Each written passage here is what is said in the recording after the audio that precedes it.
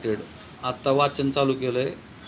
शिवाजी वानखेडे, नमस्कार साहेब. शक्तिपीठ महामार्गाला खरंच काही विरोध दिसत नाही, कारण सरकारने 5 पट मोबदला दिल्यामुळे. लाईफस्टार ओपी म्हणतात पोल काय आहे समजलं नाही. पूर्ण ऐकलं असेल तर लक्षात येईल. दत्ताराम मस्के, त्यांचं एक नेहमीप्रमाणे नारायण महाजन सेव्ह करून ठेवलेलं आहे. सर शिंदे साहेब शक्तिपीठविषयी काहीच बोलत नाहीत, तुम्हीच सांगा काय होईल ते.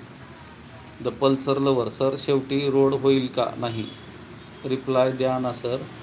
किरण काजळे, क्वेश्चनचे आन्सर द्या ना किरण काजळे. धन्यवाद सर. राजेंद्र पवार, नमस्कार सर. साहेब शक्तिपीठबद्दल बोला. सर तुम्ही कामाचं काहीच बोलत नाही. The Pulsar lover. Kiran Kajale, मी पण तेच बोलतोय. किरण काजळे, काहीच लक्षात येत नाही.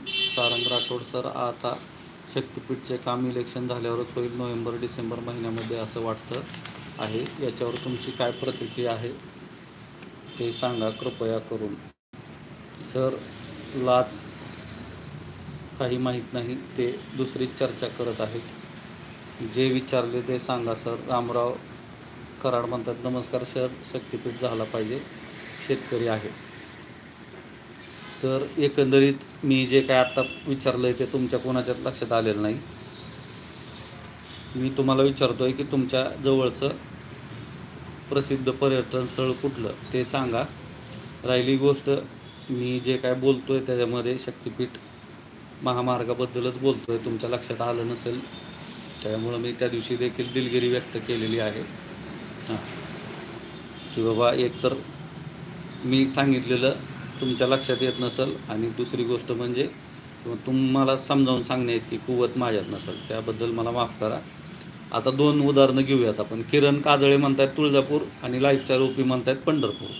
बरोबर आहे का? आता तुम्ही दोघं जर तिथं स्थायिक आहेत तर तुम्हाला गाव सोडून जायचं आहे का? जे कोणी असतील ते त्यांचं तीर्थक्षेत्र टाका पाटापाटा, अलग लक्षात. आणि सगळ्यांना प्रश्न पुढचा की तुम्हाला गावात राहायचं आहे का गाव सोडून जायचं आहे. विनायक कुलकर्णी साहेब, बरं झालं तुम्ही आले. परवा दिवशीचं तुम्ही तोंडी जे सांगितलेलं होतं त्याचं उत्तर तुम्ही घेऊन आले नाहीत. ठीक आहे.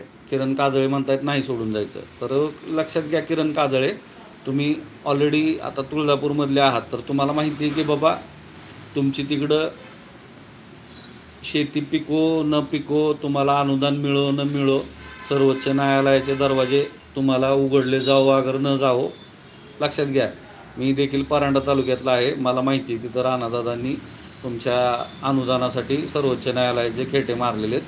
तर मुद्दाम मी बोलताना तो विषय घेतो आहे. आणि मी आता जो उजव्या बाजूचा दर्शन मंडप आहे कमानीकडून, आज जर आपण पश्चिमेकडं जर मंदिराच्या कळसाकडं बघितलं तर आत्ता उजव्या बाजूचा जो दर्शन मंडप आहे, तर 91 साली तिथं आमची नवोदय विद्यालय, जवाहर नवोदय विद्यालय तुळजापूर, तिथं शाळा भरायची आणि तिकडं वाखारीपासून आम्ही इकडं शाळेत यायचो.